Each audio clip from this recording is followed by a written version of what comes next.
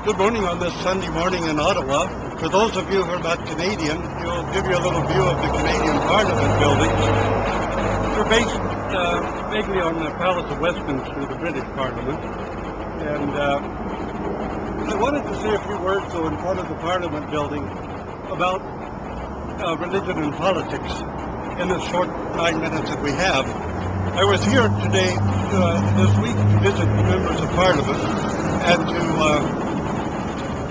and to discuss with them a few issues. But too often, religious groups and bodies, or Christian groups and bodies, attempt to get involved in politics as a way of trying to have their own doctrines and ideas legislated into law in order to try to force other people to abide by their teachings. And I think that's a serious error, and it's not at all what we should be involved in government with. The only thing really that Christianity has to say to government is to become more compassionate and to be more caring. True morality consists far more in how well we care for each other than it does in what kind of behavior we want to demand of others.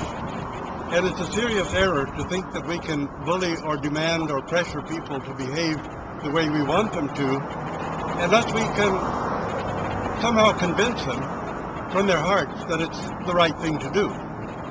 And sometimes we're actually wrong.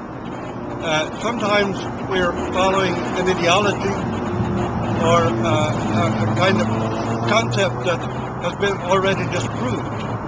And so we should be very careful in trying to influence government, and really try to influence government not according to some kind of Old Testament law, but trying to influence government according to the life of Jesus Christ, which was filled with compassion, and to understand that justice does not mean punishing people.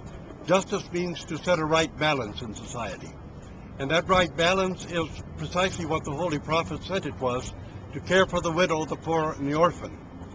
That among the roles of government are really to make the lives of the people in the nation better, and to make the lives less miserable, to struggle against poverty, and to try to lead the nation toward a more compassionate and, in that way, a more moral behavior. But trying to enforce our doctrines, dogmas, and ideologies through the governing bodies is really the worst possible move that Christians can possibly make. And we should really try to think twice before we start to try to influence government about issues that are beyond our capacity and beyond our scope.